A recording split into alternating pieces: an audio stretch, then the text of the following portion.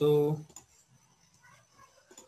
once again, welcome all student in new topic, that is unit 4 windowing and clipping, which will be asked for 14 marks in MSBT examination. So let's start our first lecture for this topic, windowing and clipping. Okay. So what is windowing or what is clipping? There may be question asked for 2 marks. Okay, in question number first, there are questions for 2 marks. So there may be a question asked on the definitions for this topic, window and clipping. So first we will see some definition or some basic concepts regarding windowing and clipping. First we will see what is window, what is meant by window. So window is nothing but, or first we will see what is windowing. What is windowing? That is our chapter name is windowing and clipping. So we will see what is windowing. Okay, windowing, windowing. So windowing is nothing but it is a process of selecting and viewing. It is a process of selecting and viewing the picture with different views. The picture with different views is called a windowing. Okay, or there may be another definition. The process of selecting the part of real world.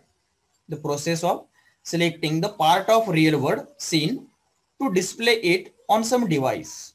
Okay, is also called as a windowing. The process of selecting the part of real world scene to display it on some device is called a windowing. म्हणजे काय windowing म्हणजे काय की ही एक अशी process आहे. आपण याचं एक एक्झाम्पल जर घेतलं एकदम सिंपल, आपण एखादा फोटो काढतो, बरोबर आहे. आपण कॅमेऱ्यामध्ये काय करतो, एखादा रिअल वर्ल्ड आपण ऑब्जेक्ट आहे, बरोबर, त्याचा आपण फोटो काढतो. मग ही जी काय प्रोसेस आहे, बरोबर आहे, म्हणजे वेगवेगळ्या अँगल मधून वेगवेगळ्या व्ह्यू मधून आपण काय करतो, मोबाईल मधून असेल, कॅमेऱ्यामधून असेल, बरोबर आहे, बरोबर आहे, किंवा दुर्बिणीतून आपण एखादा पिक्चर बघत असेल, वेगवेगळ्या माध्यमातून काय करतोय, ते एखादा रिअल वर्ल्ड एंटिटी जी आहे ती काय करतो असते, बघत असतोय, किंवा वेगवेगळ्या अँगलनं वेगवेगळ्या व्ह्यू मधून काय करत असतोय, ती बघत असतोय. ओके, आणि ती जी आपण कॅप्चर इमेज करून आपण मोबाईलवर बघतोय किंवा आपल्या कॅमेऱ्यावर बघतोय किंवा दुर्बीनमध्ये आपल्याला ते दिसत असते, ती इमेज जी आहे, बरोबर आहे, ही जी काय प्रोसेस आहे ना, okay, process of selecting and viewing the picture with different views is called as a windowing. Okay, ह्याला आपण काय म्हणायचं आहे, विंडोइंग असं म्हणायचं. ओके, लक्षात आलं. सिंपल आपण कॅमेऱ्याचं एक्झाम्पल आपण घेऊ शकतो, त्याला म्हणायचं विंडोइंग. ओके, मग विंडो म्हणजे काय, नेक्स्ट पॉइंट इज विंडो. विंडोला आपण काय म्हणू शकतो बघा, word coordinate area selected for display. Word coordinate area selected for display is called window. म्हणजे आपल्याला एक पर्टिक्युलर त्या आपण एक विंडो सेट करतो किंवा तेवढाच आपल्याला बघा, आपण कॅमेरा सेट करत असताना काय करतो की पर्टिक्युलर एरिया जो वर्ड कोऑर्डिनेट एरिया, बरोबर, वर्ड एरिया म्हणजे तो रिअल वर्ड एंटिटी जे आहे, तर तो आपण काय करतो, सिलेक्ट करतो. ओके, तर त्याला ती जी विंडो आहे ना, त्याला आपण काय म्हणतो, म्हणजे ती जी जागा आहे ना, त्याला आपण विंडो असं म्हणतो. World coordinate area selected for display is called window. Mostly that shape or mostly rectangular shape window is consider. Mostly बघा, बऱ्यापैकी तुम्हाला काय दिसेल, आपण मॅक्झिमम रेक्टँग्युलर एरिया आपण काय करतो, त्या विंडोचा कन्सिडर करतो. ओके, आणि अजून एक बघा की आपली आता ही विंडोइंग आणि व्ह्यूपोर्टची काय गरज आहे, किंवा विंडोइंग आणि क्लिपिंगची गरज काय आहे, की रिअल वर्ल्ड मध्ये जी काही एंटिटी आहे, बरोबर, तेवढेच डायमेन्शन शक्य आहेत का आपल्या एखाद्या मोबाईलमध्ये, एखाद्या कॅमेऱ्यामध्ये घेणे. जेवढी त्याची लेंथ विड्थ आहे तेवढीच सेम विड्थ आणि लेंथ आपल्या एखाद्या त्याची इमेज कॅप्चर करायची म्हटलं तर ते शक्य नाही, बरोबर आहे. आपण मोबाईलमध्ये त्याचा जो व्ह्यू आहे ना, तो कमी दिसतो, तुम्हाला दिसायला सेम दिसणार. एखादं झाड आहे तर तसंच तुम्हाला झाड दिसेल, बरोबर, एखादी गाडी आहे तसं दिसेल, एखादी व्यक्ती आहे तसा दिसेल, परंतु ऍक्च्युअली त्या व्यक्तीचे जे काय डायमेन्शन आहे ते तेवढे दिसत नाही, बरोबर आहे. त्यामुळे हे विंडोइंग आणि क्लिपिंग मध्ये आपण तेच करायचं आहे.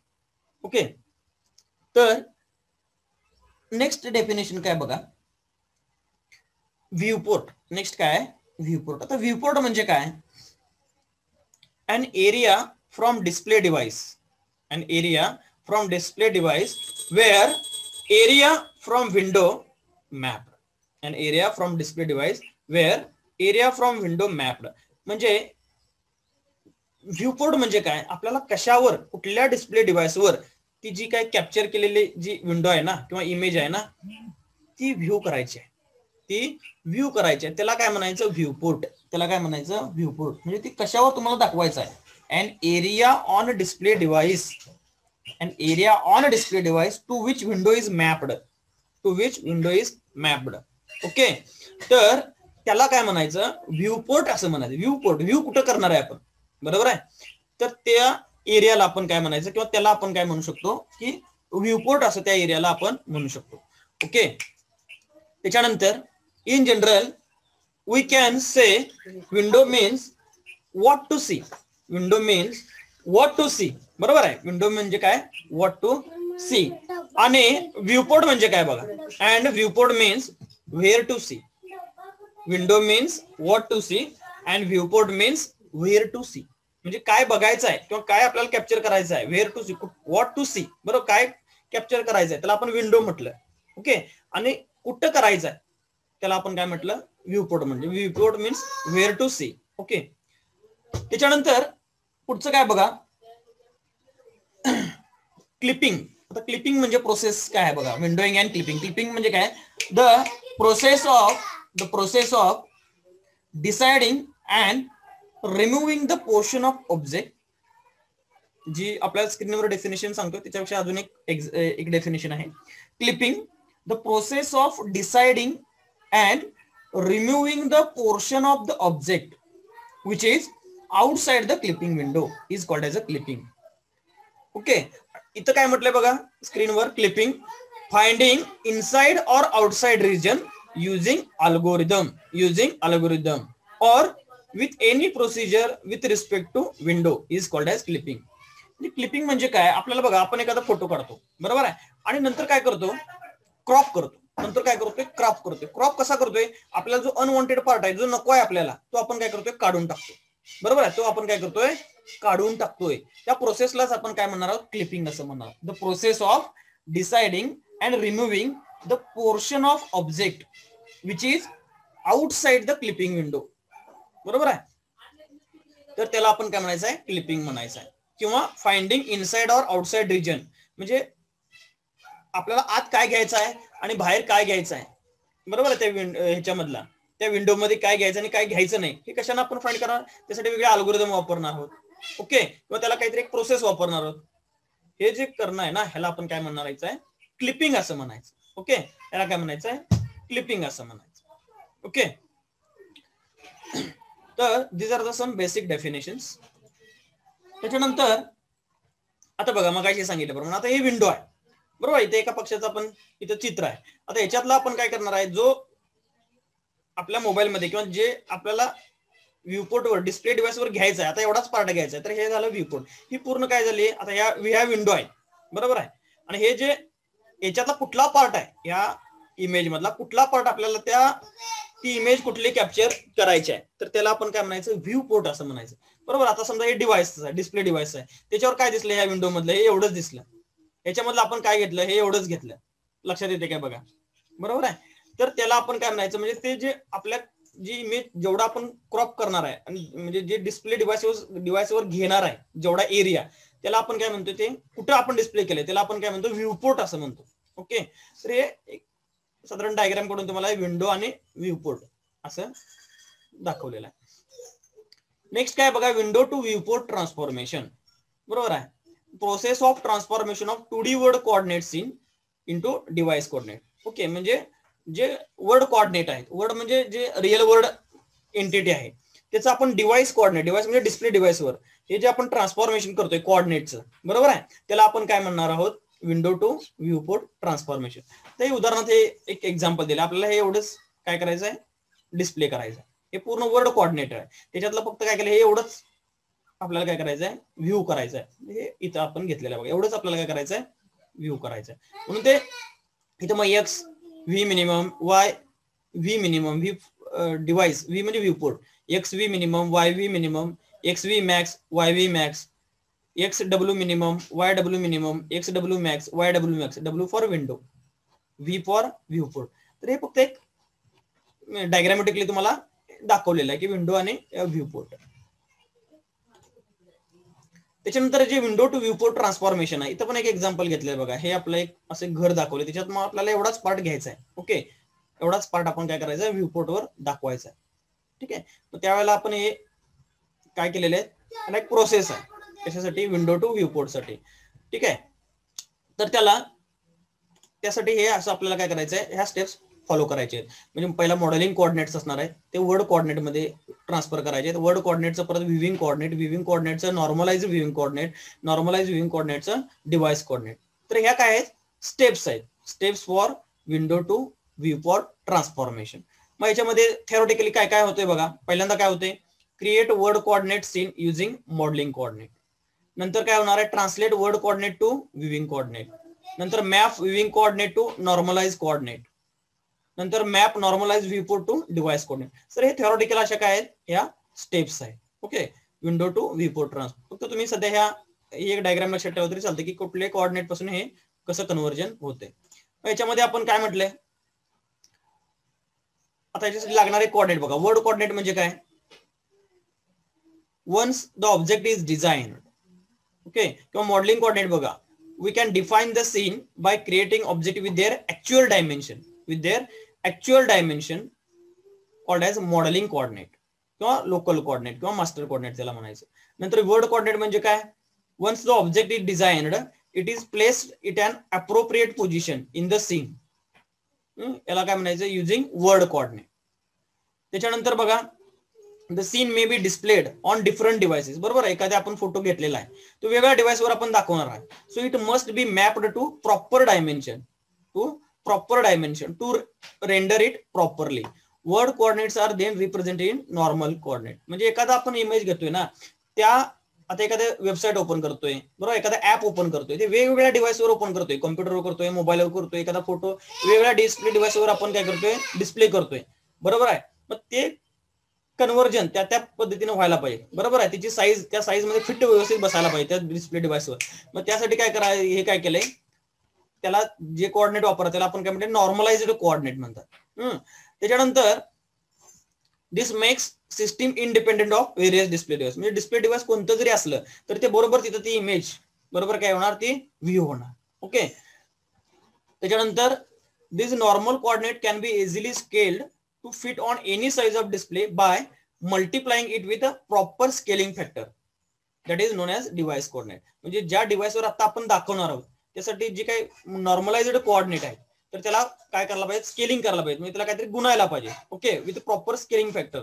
आणि ते जे नवीन कोऑर्डिनेट तयार होतील त्याला आपण काय म्हणाल, डिव्हाइस कोऑर्डिनेट. ओके, तर असे वेगवेगळे काय आहेत कोऑर्डिनेटचे टाइप्स आहेत. ते काय आपल्याला डिटेलमध्ये प्रत्येक काय कधी विचारलेलं नाही, परंतु फक्त आपल्याला ही डायग्राम लक्षात ठेवा की modeling coordinate, world coordinate, viewing coordinate, normalized viewing coordinate आणि डिव्हाइस कोऑर्डिनेट. ओके, तर हे काय steps for window to viewport transformation. Okay, तर आता महत्वाचा जो पार्ट आहे ह्या चॅप्टर मधला तो आपण चालू करूया. Line clipping algorithm. याच्यामध्ये आपल्याला काय करायचं आहे, वेगवेगळे टाइप्स आहेत. लाईन क्लिपिंग, पॉलिगॉन क्लिपिंग, असे वेगळे अल्गोरिदम आपल्याला बघायचं आहे. तर तो जो पहिला पार्ट आहे ना त्याच्यामध्ये आपण काय बघणार आहोत, वेगळे क्लिपिंग अल्गोरिदम बघणार आहोत. क्लिपिंग म्हणजे काय करायचं आहे, आपल्याला मगाशी सांगितल्याप्रमाणे the process of deciding and removing the portion of the object which is outside the clipping window. म्हणजे क्लिपिंग जी विंडो आहे ना, तर क्लिपिंग विंडो म्हणजे काय, it is again rectangular window.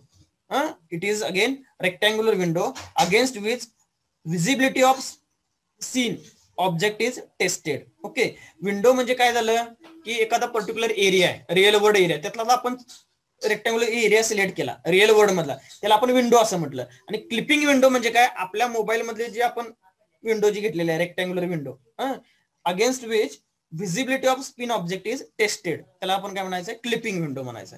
आणि जो आपल्याला नको पार्ट आहे, मग अशी तुम्हाला काय सांगितलं बघा, आपण क्रॉप करतोय, आपल्याला जो एरिया नको आहे, एखादा पार्ट त्या इमेज मध्ये नको आहे, बरोबर आहे, तो काय करतोय, आपण काढून टाकतोय, रिमूव्ह करतोय, त्याला आपण काय म्हणायचं, क्लिपिंग असं म्हणायचं. ओके, अनवॉन्टेड पार्ट हा काय करतोय, आपण रिमूव्ह करतोय, त्याला आपण काय म्हणतो, क्लिपिंग असं म्हणतो. मग लाईन क्लिपिंगचे अल्गोरिदम बघा, म्हणजे 2 मार्काला तुम्हाला क्वेश्चन असू शकतो की write down the types of line clipping algorithm. जसं पॉलिगॉन फिलिंग अल्गोरिदम आहे, सर्कल ड्रॉइंग अल्गोरिदम आहे, लाईन ड्रॉइंग अल्गोरिदम आहे, बरोबर आहे. तसं 2 मार्काला हा क्वेश्चन असू शकतो की write down any 2 clipping algorithm. Okay, तर ही 3 नाव आहेत. Cohen Sutherland line clipping algorithm, midpoint subdivision line clipping algorithm, Cyrus Beck line clipping algorithm आणि Liang Barsky line clipping algorithm. ही थोडीशी नावं वेगळी आहेत. ही सगळी सायंटिस्टची नावं आहेत. ही थोडीशी वेगळी नावं आहेत. म्हणजे यांचं स्पेलिंग वगैरे जरा असं थोडं तुम्ही केअरफुली लक्षात ठेवा. कोहेन सुदरलँड, मिड पॉइंट सब डिव्हिजन, सायरस बेक, लियांग बार्स्की असे वेगवेगळे काय आहेत 4 लाईन क्लिपिंग अल्गोरिदम आहे. त्याच्यातला आपण पहिला अल्गोरिदम आज आपण बघूया. कुठला? Cohen Sutherland. पहिला अल्गोरिदम आपण काय बघणार आहोत? Cohen Sutherland algorithm. त्याच्यामध्ये बघा एक जी विंडो आहे, बरोबर आहे.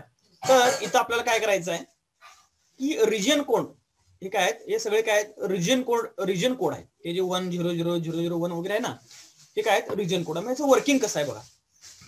पहिल्यांदा काय करायचं बघा, ही विंडो आहे आपली, ही जी काय आहे ही विंडो आहे.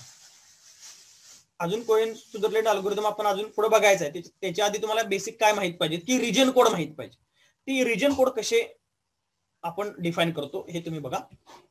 Each bit position in the region code is used to indicate one of the 4 relative coordinates position of the point with respect to clipping window. Okay, तर आपल्याला काय करायचं आहे,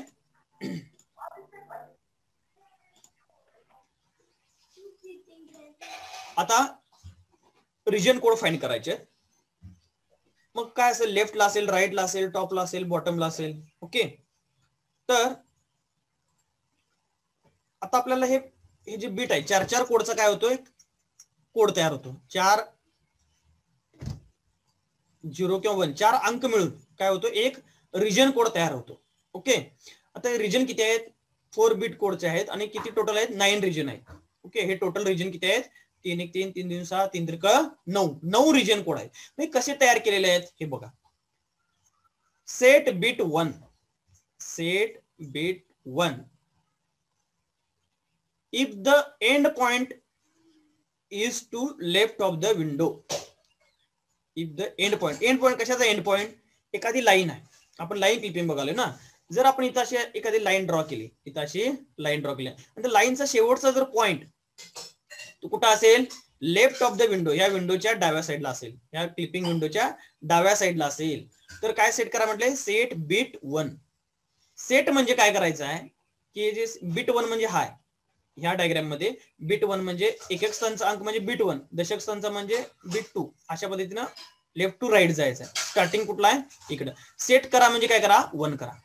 सेट बीट करा म्हणजे काय करा 1 करा. बाकीचे काय करा 0 ठेवा. लक्षात येते का बघा. If end point is to left of the window, या विंडोच्या डाव्या साईडला जर एंड पॉइंट असेल त्या लाईनचा किंवा जो रिजन आहे, तो इथं काय केलेला आहे end point is to be left of the window म्हणून काय केलं बीट 1 सेट बीट 1 केला. म्हणजे हा इथं किती केलं इथं 1 केलं आणि बाकीचे काय केले बघा 0 केलेलं. त्याच्यानंतर आता सेट बीट 2, त्याच्यानंतर काय केलेलं आपण सेट बीट 2, बरोबर आहे. आता पुढचं काय लिहिलंय बघा. If the end point is to be right of the window, end point is to the right of the window. म्हणजे आता आपण इथे एखादी लाईन ड्रॉ केली असं समजा, इथं आपण एखादी लाईन ड्रॉ केली आणि ती विंडोच्या राईट साईडला आहे, त्याचा एंड पॉइंट त्या लाईनचा काय राईट साईडला आहे, बरोबर.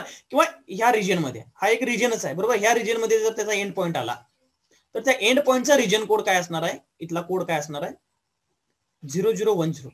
आता कसं आहे सांगा, हे असं का आलं. If the end point is to the right of the window set bit 2, set bit 2 म्हणजे दशक स्थानचा, एकक स्थानचा सेट बीट 1, बीट 2 म्हणजे कुठला दशक स्थानचा, तो अंक काय करायचा सेट करा. सेट करा म्हणजे 1 करा आणि बाकीचे काय करायचे 0 करायचे. बाकीचे काय करायचे 0 करायचे. म्हणजे एवढ्या रिजन मध्ये आला तर त्याचा काय असेल रिजन कोड काय असेल 0010.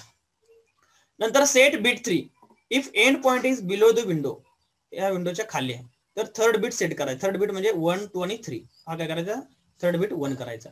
If the end point is above the window, याच्यावर असेल तर सेट बीट 4, म्हणून 1 2 3 4 नंबरचा बीट आहे ना, तो काय केला सेट केला म्हणजे काय केला 1 केला. बाकीचे काय केले 0 केले. लक्षात येते काय बघा. ओके, हे लेफ्ट राईट बॉटम आणि टॉप हे अशा पद्धतीने हे रिजन कोड आपल्याला लक्षात ठेवायचे आहेत. हे एक्झाम्पलला हे खूप महत्वाचं आहे. एक्झाम्पल याच्यावर विचारलं जातं, त्यासाठी हे रिजन कोड आपल्याला काढावे लागतात. आता बघा, मग इथं जर विचार केला तर हे कसं येईल? तर हा जो पॉइंट आहे तो काय, विंडोच्या डाव्या साईडला पण आहे आणि विंडोच्या खाली पण आहे, बरोबर आहे. मग विंडोच्या खाली, विंडोच्या लेफ्टला पण आहे आणि विंडोच्या खाली पण आहे, बरोबर आहे. त्यासाठी काय करायला लागणार आहे बघा आपल्याला, त्यासाठी 0101 म्हणजे या दोघांचं कॉम्बिनेशन, म्हणजे लास्ट बिट पण सेट केलाय आणि हा कुठला बिट सेट केलाय, थर्ड बिट पण सेट केलाय, म्हणून 0101.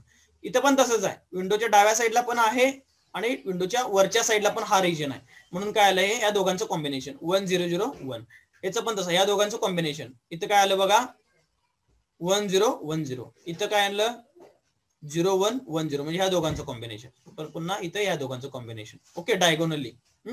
तर अशा पद्धतीने आपल्याला हे रिजन कोड आपल्याला पहिल्यांदा सेट करता यायला पाहिजे. आणि मध्येच जर एंड पॉइंट असेल तर, otherwise bit is set to 0, म्हणजे मध्येच असेल तर सगळेच 0 येणार आहे, सगळेच 0 येणार आहे. लक्षात, इतर ठिकाणी इथं आला की तेवढाच एक बिट सेट करायचा, बाकी 0. इथं पण बघा, तेवढा एक बिट सेट करायचा, बाकीचे 0. आणि मध्ये जर आलं तर काय असणार, सगळेच 0 सेट करायचे. ओके, तर हे आपल्याला आधी रिजन कोड यायला पाहिजे. ओके, त्याच्यानंतर आता बघा, आता आपल्याला काय करायचं आहे, लाईन क्लिप करायचे आहेत, म्हणजे आपल्याला अनवॉन्टेड पार्ट जो आहे तो काढून टाकायचा आहे, बरोबर आहे.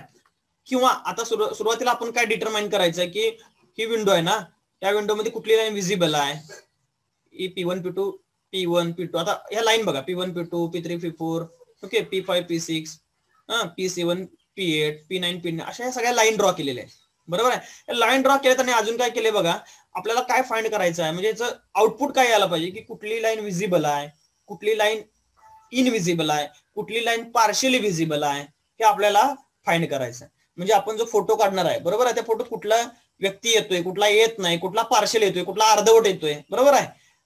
तर हे आपल्याला काय करायचं, काढायचं आहे, बरोबर आहे. तर बघा, त्यासाठी काय केले बघा, हे सगळे रिजन कोड लिहिलेले आहेत. हे तुम्हाला डोळ्यानं दिसतंय की बाबा ही लाईन आहे, ही आत आहे, ही लाईन डाव्या साईडला आहे, ही लाईन आहे आणि ही दोन लाईन आहे किंवा ही लाईन आहे, या काय आहेत, पार्शियली विजिबल आहे. त्या विंडोमध्ये आज कम्प्लिटली विजिबल आहे का, नाही, फक्त P1 P2 कम्प्लिटली विजिबल आहे. P3 P4 काय आहे, कम्प्लिटली इनविजिबल आहे, हे टोटली बाहेरच आहे. आणि P4 P6 P9 P10 P7 P10 P8 या पार्शियल आहेत, म्हणजे अर्धा भाग आत आहे. या 1 2 आणि 3 लाईनचा काय, अर्धा भाग काय या विंडोच्या आत आहे, त्याला काय म्हणायचं, पार्शियली विजिबल. टोटली लाईन आत असेल, म्हणजे दोन्ही एंड पॉईंट आत असतील, त्याला म्हणायचं कम्प्लिटली विजिबल. आणि दोन्हीच्या दोन्ही पॉईंट या विंडोच्या बाहेर असतील तर त्याला काय म्हणायचं, कम्प्लिटली इनविजिबल म्हणायचं. त्याला काय म्हणायचं, कम्प्लिटली इनविजिबल. लक्षात येते का बघा.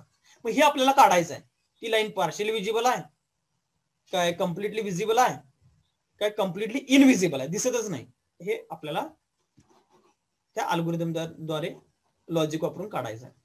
तर त्यासाठी बघा, इथं काय केले बघा, त्याचं लॉजिक, ह्या सगळ्या लाईन्स आहेत, हे त्याचे एंड पॉईंट आहेत. आता P1 P2 P1चा बघा, दोन्ही काय झाले, एंड पॉईंट 0 P1चा पण 0 आहे, P2चा पण 0, कारण हे आत आहे ना, त्यामुळे ह्याचं P1 आणि P2. ओके, P3 P4 बघा, P3 P4 याचं काय, दोन्ही एंड पॉईंट ह्या रिजन मध्ये, म्हणजे 001, 3 वेळा 01, 3 वेळा 01. नंतर P5 P6 P5 P, आता मात्र P5 मात्र कुठं आहे बघा, 3 वेळा 01, बरं. आणि P6 कुठं आहे, 4 वेळा 0, इथे 4 वेळा 0. P7 P8 इथं बघा, इथे पहिला पॉईंट काय, 0100 आणि P8 कुठं आहे, 0010, बरोबर आहे. आणि P9 P10, P9 कुठं आहे, वरच्या पॉईंटला आहे, वरच्या रिजनला 1000 आणि 10 कुठं आहे, 0010. मग हे सगळं पहिला लिहून घ्यायचं. आणि यांचं ऑपरेशन काय केलेलं आहे आपण, लॉजिकल अँड, याच्यावर आपण काय केलंय, ऑपरेशन परफॉर्म केले. काय केलंय, लॉजिकल अँड, हे दोघांच्या म्हणजे जे पॉइंट्स आहेत त्याच्यावर काय केलेलं आपण ऑपरेट केलेलं आहे. काय केलंय, लॉजिकल अँड. ओके, आणि त्या दोघा यांचं काय केलेलं आहे, आपण रिझल्ट कॅल्क्युलेट केलेला आहे. लॉजिकल अँड ऑपरेशन आपल्याला तुम्ही बघितलंय, डीटी मध्ये शिकलाय, लॉजिकल अँड, लॉजिकल ऑर. तर ते तुम्ही इथं करा, लॉजिकल अँड, आणि इथं त्याचं काय करायचंय, उत्तर काढायचंय लॉजिकल अँड केल्यानंतर. ओके, मग इथं बघा, कम्प्लिटली इनविजिबल, म्हणजे याचं जर उत्तर काय आलं, 000 सोडून दुसरं काहीतरी आलं तर त्याला काय म्हणायचं, कम्प्लिटली इनविजिबल. काय म्हणायचं कम्प्लीट, म्हणजे दिसतच नाही. म्हणजे कुठले बघा P3 P4 हे टोटलीच बाहेर आहे, या रेक्टँगलच्या बाहेरच आहे P3 P4. मग त्यावेळेला उत्तर काय आला पाहिजे 0 0 1, म्हणजे बाकी ठिकाणी काय आहे 0 0 आहे, बाकी उत्तर काय आलेलं आहे सगळेच्या सगळे बीट काय आहे 0 0 आहे. मग त्यावेळेला ती लाईन काय असू शकते, एक तर कम्प्लिटली व्हिजिबल असू शकते किंवा पार्शियली असू शकते, म्हणजे थोडं तरी दिसते. आणि ह्या लाईनला मध्ये कम्प्लिटली इनव्हिजिबल दिसतच नाही. म्हणजे दिसतच नाही असं कधी होणार आहे ज्या वेळेला ते बीट 0 सोडून काहीतरी वेगळे आले, चारीचे चारी 0 आलेले नाहीत, वेगळेच आले. कुठेतरी 1 आलं, कुठं डबल 1 काहीतरी आलं, तर 0 0 सोडून जर वेगळं आलं तर त्याला काय म्हणायचं कम्प्लिटली इनव्हिजिबल. त्याला काय म्हणायचं कम्प्लिटली इनव्हिजिबल. ओके. आता मग राहिला प्रश्न कसला, विजिबल कसं शोधायचं. आता कम्प्लिटली विजिबल उत्तर काय आलंय 4 वेळा 0, पार्शियली विजिबल उत्तर काय आलंय 4 वेळा 0. मग आता ह्याच्यात कसं शोधायचं की कम्प्लिटली विजिबल कुठली आहे, बरोबर आहे. त्यासाठी काय केले बघा, त्यासाठी काय केले बघा, लॉजिकल ऑर वापरायचं. त्यासाठी काय वापरायचं आहे, लॉजिकल ऑर वापरायचं आहे. तर लॉजिकल ऑर वापरल्यानंतर ज्या वेळेला लॉजिकल अँड किंवा लॉजिकल ऑर दोन्हीच्या दोन्ही 0 होते. हे बघा हे एंड पॉइंट्स आहेत P1 P2 चे, हे 4 वेळा 0 4 वेळा 0. मग दोन्हीचं जर उत्तर तुम्ही हे केला, लॉजिकल अँड केला, उत्तर काय आलं 4 वेळा 0. लॉजिकल ऑर केला, उत्तर काय आलं 4 वेळा 0. 4 वेळा ज्या वेळेला 0 येते दोन्ही लॉजिकल अँड आणि लॉजिकल ऑर, त्यावेळेला काय म्हणायचं कम्प्लिटली विजिबल म्हणायचं. लक्षात येते काय बघा. ओके. आणि तुम्हाला बाकीचं पार्शियली विजिबलला आपल्याला काय ते माहितच आहे तुम्हाला. पार्शियल विजिबल म्हणजे आपण कधी बघू शकतो की 0 0 0 येते. ओके. बाकीचं 0 0 येते, त्यावेळेला काय म्हणू शकतो आपण ते विजिबल आहे, थोडं तरी विजिबल आहे. मात्र ज्यावेळेला ऑर ऑपरेशन केलं आणि ते पण जर 0 आलं तरच काय म्हणायचं कम्प्लीट विजिबल. इकडे कसं आहे लॉजिकल अँड 0 0 आहे, लॉजिकल ऑर काहीतरी वेगळा आहे, लॉजिकल अँड 0 0 आहे, लॉजिकल ऑर काहीतरी वेगळा आहे. म्हणजे काय आहे पार्शियली आहे.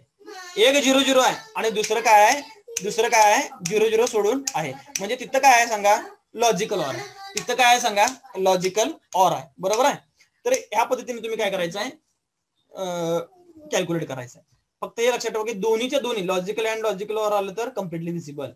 इनविजिबल काय, इनविजिबल कधी दोन्हीच्या दोन्ही अँड आणि ऑर दोन्हीचं उत्तर काय आलं 0 सोडून वेगळं आलं.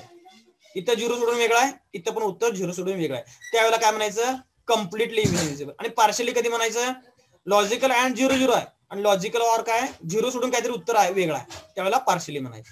त्याच्यासाठी जो आता लॉजिकल अँड आणि लॉजिकल ऑर कसं करायचं आठवत नसेल तर इथे ट्रूथ टेबल मी वर काढलाय बघा. अँडचा 0 0 0 0 1 0 1 0 0 1 1 1. ऑरचं काय बघा 0 0 0 0 1 1 1 0 1 1 1 1. ओके. यांची तुम्ही बेरीजच करायची आहे, ह्याच्या खाली ह्या लिहायचा आहे, ह्याच्या खाली हे लिहायचं. मग 0 0 0 सगळे असेल तर उत्तर 0 येणार, ऑरला पण 0च येणार. लक्षात येते काय बघा. हे एका खाली एक लिहायचं आणि प्रत्येक 0 अधिक 0 0 0 असे प्रत्येकाचं काय करायचं आहे तुम्ही कॅल्क्युलेशन करायचं. त्यासाठी इथे मी ट्रूथ टेबल ह्या टेबलचा वापर करा. हा अँड टेबल आहे आणि हा ऑर आहे. 2 0 ऍड केल्यावर काय होते 0, 0 1 केल्यावर 0. तसं ऑरचं पण आहे, दोन्हीच्या दोन्ही 0 असेल तर 0, बाकी ठिकाणी काय येते 1 येते. लक्षात आलं. हे करून बघा, काही अडचण येत असेल तर मला मेसेज करा किंवा फोन करा. हे कसं तुम्हाला म्हणजे कॅल्क्युलेट जर करता येत नसेल तर, ठीक आहे. त्याच्यानंतर आता पुढे काय बघायचं बघा, आपल्याला अल्गोरिदम बघायचा आहे कोहेन सुदरलँडचा. त्यासाठी आपल्याला रीड काय करायचे x minimum y minimum x max y max, lower left आणि top left corner of clipping window. जी काही क्लिपिंग विंडो आहे ना त्याचा लोअर लेफ्ट कॉर्नर आहे तो एक्स मिनिमम वाय मिनिमम, बरोबर आहे. लोअर लेफ्ट म्हणजे हा हा हा लोअर लेफ्ट आणि टॉप राईट म्हणजे हा, इथं काय येणार एक्स मॅक्स आणि वाय मॅक्स, बरोबर आहे. Lower left x minimum y minimum ह्या व्हॅल्यू घ्यायच्या आहेत. नंतर रीड ए आणि बी लाईन रीड केलेली आहे. त्या लाईनचे पॉइंट्स काय आहेत बघा, ए x1 y1 बी x2 y2. त्याच्यानंतर कॉम्प्युट आउटकोड म्हणजे ते रिजन कोड काढायचे, त्याला म्हणायचं आउटकोड सुद्धा म्हणतात त्याला, कॉम्प्युट आउटकोड ऑफ ए अँड बी. इथं बघा आता इथं मात्र अल्गोरिदम मध्ये लिहिताना काय केलंय की रिजन कोड लिहिताना म्हणजे आपण डाव्या साईडला नंबरिंग टाकलेलं फर्स्ट सेकंड थर्ड फोर्थ, इथं उलटं घ्यायचं आहे. फर्स्ट म्हणजे एकदम उजव्या साईडचा आहे तो बीट 1, नंतरचा सेकंड, दशक संचा थर्ड आणि एकक संचा फोर्थ कोड, असं इथं जरा थोडस या पुस्तकामध्ये इथं रिव्हर्स घेतलेलं आहे. ओके. तर बघा आता इथं पॉईंट काढताना y1 is greater than y max, y1 is greater than y max, output काय केलाय 1 एल्स 0. हे इथं काय केलंय बघा, हे पॉईंट हे काय हा ए पॉईंट आहे, हा पॉईंट काय आहे बी आहे. ओके, मग रिजन कोड काढायचा आहे आपल्याला ए चा आणि बी चा. ए चा रिजन कोड काढायचा असेल, ए चा रिजन कोड काढायचा असेल तर ती लाईन कुठं आहे हे आपल्याला फाइंड करायचं आहे, बरोबर आहे. तर त्यासाठी बघा काहीतरी इकडून आपण जाऊया. x1 लेस दॅन x मिनिमम, x1 लेस दॅन x मिनिमम, बरोबर आहे. तर काय केलंय 1 अदरवाइज 0, म्हणजे बघा x1 लेस दॅन x मिनिमम, इकडे हे x मिनिमम आहे आणि y मिनिमम आहे. इकडचा जर पॉईंट ह्याच्यापेक्षा लहान असेल x1 इकडे आहे, x1 लेस दॅन x मिनिमम, हे इथे x मिनिमम आहे. हा पॉईंट म्हणजे काय x मिनिमम, हा पॉईंट म्हणजे काय x मॅक्सिमम, हा पॉईंट म्हणजे काय y मिनिमम, हा पॉईंट म्हणजे काय y मॅक्स, बरोबर आहे. तर हा पॉईंट जर ह्याच्यापेक्षा लहान असेल तर आपण काय करतो इथं 1 करतो, बरोबर आहे. तर इथं काय केलंय बघा, तेच इथं केलेलं आहे की x1 लेस दॅन x मिनिमम, आउटकोड काय करा सेट 1 करा, अदरवाइज काय करा 0 करा, बरोबर आहे. इथं आपण तेच केलेलं आहे बघा. लक्षात येते काय बघा, इथं आपण काय केलेलं बीट 1 सेट केलाय, बरोबर आहे का. हा बीट काय केलेला आहे 1 सेट केलेला आहे ह्या साईडला. इकडे जर असेल तर x लेस दॅन x मिनिमम आहे ना, म्हणून 1 सेट केला. म्हणून इथं आपण फर्स्ट बीट म्हटलेलं, मगाशी काय म्हटलेलं ह्या फर्स्ट बीट, म्हणून इथं अल्गोरिदम मध्ये काय घेतलंय त्यांनी ह्याला फोर्थ बीट असं म्हटलंय, ठीक आहे. इथं काय घेतलंय फोर्थ बीट. ओके, नंतर बघा x1 greater than x max असेल तर काय केलंय 1, x1 greater than x max असेल तर 1, x1 इथं ह्या point x1 greater than x max, बरोबर. इथं असेल तर हा बीट काय केला आपण इथं 1 केलाय, हा बीट काय केलेला आपण इथं 1 केलाय. हा बीट म्हणजे काय आता अल्गोरिदम मध्ये थर्ड आहे, अल्गोरिदम मध्ये काय आहे थर्ड आहे, हा फोर्थ आहे आणि इकडे पुढचा काय थर्ड आहे असेल तर बघा आपण आता पुन्हा एकदा अल्गोरिदम बघतोय. तर बघा मगाशी आपण फोर्थ बीट सेट केला, नंतर थर्ड बीट, आता सेकंड बीट म्हणजे काय y1 less than y minimum, y1 less than y minimum असेल तर काय केला बीट काय केलाय सेकंड बीट काय केलेला आहे सेट केलेला आहे, बरोबर आहे. सेकंड बीट सेट केलेला आहे, बरोबर आहे. काय बघा याच्या खाली हा सेकंड बीट आहे, बरोबर आहे. हा फोर्थ थर्ड आणि सेकंड, बरोबर आहे. जर y मिनिमम म्हणजे हा हे y आहे ना, हे y मिनिमम हे y मॅक्स आहे त्याच्या खाली असेल, बरोबर आहे. हे x minimum x max, y minimum y max त्याच्या खाली असेल तर आपण काय केला सेकंड बीट सेट केला, सेट केला म्हणजे 1 केला, बरोबर आहे. तर इथं आपण काय केलं बघा y1 less than y minimum, okay. Output काय केलेला आहे 1 सेट केलेला आहे. आणि लास्ट बघा y1 greater than y max, y1 greater than y max असेल तर काय केलेलं आहे बघा आउटपुट ऑफ ए म्हणजे ए पॉईंट त्याचा पहिला बीट जो आहे तो सेट काय केलाय 1 केलेला आहे. y1 greater than y max असेल तर 1, बरोबर. बघा y1 greater than y max, बघा y1 बरोबर आहे म्हणजे ए चा y1 point, okay. x1 y1 x2 y2 घेतले तर x y पेक्षा मोठा असेल तर काय येणार हा सेट काय केलेला आहे 1 केलेला आहे, ओके. म्हणजे फर्स्ट बीट काय केलेला आहे सेट 1 केलेला आहे. तर इथं आपण काय केलं बघा बघा फर्स्ट बीट काय केलाय सेट 1 म्हणजे फोर्थ थर्ड सेकंड आणि 1, ओके. तर अशा पद्धतीने काय केलेलं आहे आउटपुट सेट केलंय. मग जसं हा ए पॉइंट आहे, बरोबर आहे. मग त्याच पद्धतीने इकडे काय केलेलं आहे बी घेतलेला आहे, त्याच पद्धतीने काय केलेलं आहे बी केलेला आहे, ओके. म्हणजे ए ला जसे पॉइंट आहेत x1 y1, ओके. ए ला जसे पॉइंट आहेत x1 y1 तसेच पॉइंट काय आहेत बी ला x2 y2 आहे. मग तो चेक केला की हा जो पॉइंट आहे बीतला एक ए आणि बी या प्रत्येकाचे जे पॉइंट्स आहेत हा तो पॉइंट कुठं आहे, बरोबर आहे. डाव्या साईडला आहे, उजव्या साईडला आहे, टॉपला आहे, बॉटमला आहे, हे आपण काय केलं चेक केलं. y1 पण चेक केला. आता y1 म्हणजे काय व्हर्टिकली चेक केला. x1 म्हणजे काय आपण हॉरिझॉन्टल डिस्टन्स असते ते x म्हणतोय, व्हर्टिकल असते ते y म्हणतोय, बरोबर आहे. हे जनरल आहे. हॉरिझॉन्टल जे असतो त्याला आपण x पॉईंट म्हणतोय, व्हर्टिकली असतो तो y म्हणतोय. त्यामुळे y चेक करताना काय चेक केला बघा y मॅक्स आणि y मिनिमम म्हणजे वर आहे का खाली आहे. x कसं चेक करणार, x हा एक तर विंडोच्या उजव्या साईडला आहे म्हणजे एक्स मॅक्स पेक्षा मोठा आहे किंवा एक्स मिनिमम पेक्षा लहान आहे. व्हर्टिकली चेक करताना तो वाय मॅक्स पेक्षा मोठा तरी असायला पाहिजे किंवा वाय मिनिमम पेक्षा लहान तरी असायला पाहिजे. म्हणून हे वाय चेक करताना y max y minimum, x check करताना x max x minimum. Okay, तर जर असेल तर 1 सेट करायचं. तुम्हाला डायग्राम वरून लक्षात येते की 1 कधी सेट करायचं हे तुम्हाला माहित आहे. तीच कंडिशन पहिल्यांदा चेक करायची. बरोबर आहे. खाली तर डाव्या साईडला असेल हा 1 करायचा आहे, उजव्या साईडला असेल सेकंड बिट 1 करायचा आहे. म्हणजे हा 4th, हा 3rd, नंतर खाली आलं की हा सेकंड बिट 1 आणि वर असेल तर हा ओके फर्स्ट बिट 1. तर त्या पद्धतीने आपण इथं काय केलेलं आहे, इथं सेट केलेलं आहे 4th, 3rd, सेकंड आणि 1st. ओके, इथं पण तसंच आहे. आता बी पॉईंट त्याला पण x2 y2 आहे, त्याला पण x2 y2 आहे. म्हणजे एक्स पहिला चेक करायचा एक्स मॅक्स आणि एक्स मिनिमम बरोबर सेम, दोन्ही याच्यामध्ये काहीच फरक नाही. आणि y2 कशावर चेक करणार, वाय मॅक्स आणि वाय मिनिमम बरोबर. इथं जे चेक केलं तेच इथं पण चेक केलं. इथं ए पॉईंट घेतला आणि इथं बी पॉईंट घेतला. ओके, मग म्हणजे त्याचे काय केले, रिजन कोड फाइंड केले आपण. बरोबर आहे. पहिला बीट 0 सेट करायचा, 1 करायचा, दुसरा बीट काय करायचा, तिसरा चौथा, याचे पण बीचा पहिला दुसरा तिसरा चौथा. म्हणजे साधारण आपण काय केलं सांगा, हे असं तयार केलं. बरोबर, एखादी लाईन आहे तर ह्याची रिजन कोड काढले, ह्याची रिजन कोड काढले, इकडे असेल तर ह्याचा रिजन कोड काढला, ह्याच्या म्हणजे त्या अल्गोरिदम वापरून आपण काय केलंय की याच्यामध्ये 1 कुठे येते हे फाइंड केले. 1 कुठे येते तर ह्या साईडला असेल तर ह्या साईडला 1 आहे, उजव्या साईडला असेल तर इथं 1 आहे, खाली असेल तर इथं 1 आहे, वर असेल तर इथं 1 आहे. बरोबर आहे. हे आपण 1 कुठे येते हे आपण फाइंड केलं, म्हणजे आउटकोड फाइंड केला. बरोबर आहे.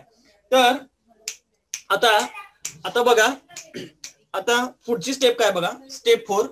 आपण स्टेप 4 बघायचंय.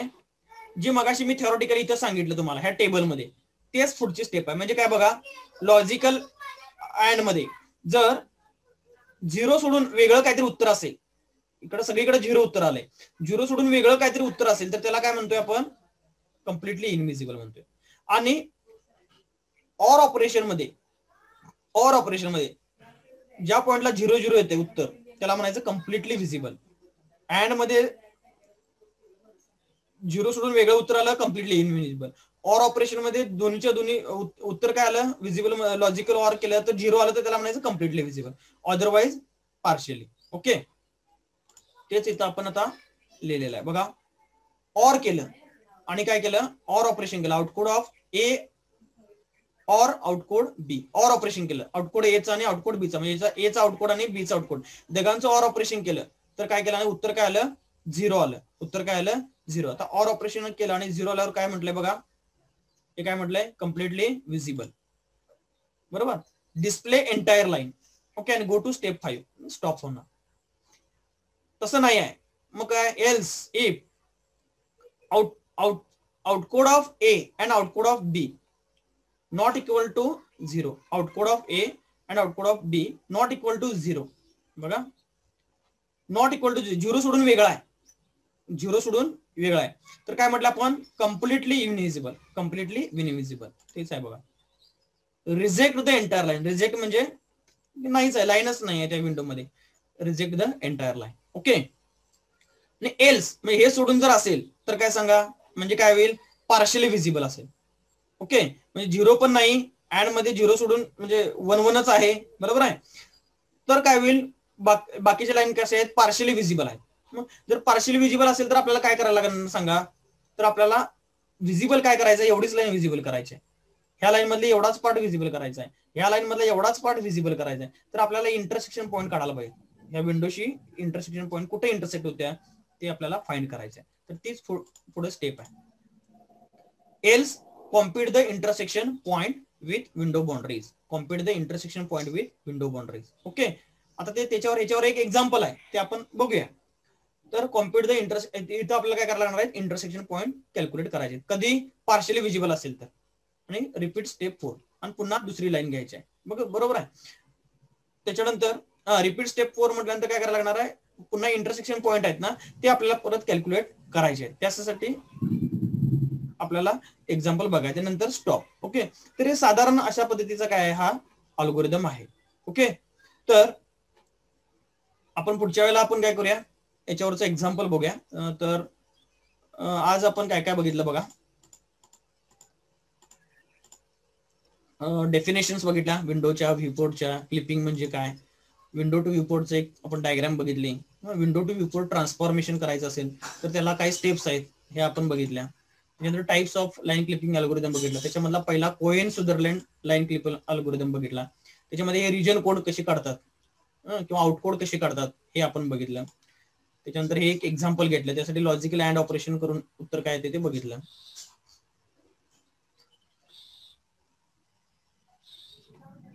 ठीक आहे. त्याच्यानंतर आपण काय बघितलं बघा, त्याच्यानंतर काय बघितलं बघा, हे जे बघितलं आपण काय घेतलेलं आहे अँड आणि ऑर ऑपरेशन, दोघांचं हे करून आपण काय केला, टेबल ड्रॉ केला. ठीक आहे. आणि लास्टला काय बघितला, हा एक अल्गोरिदम बघितला. ओके. तर आज आपण इथं काय करूया,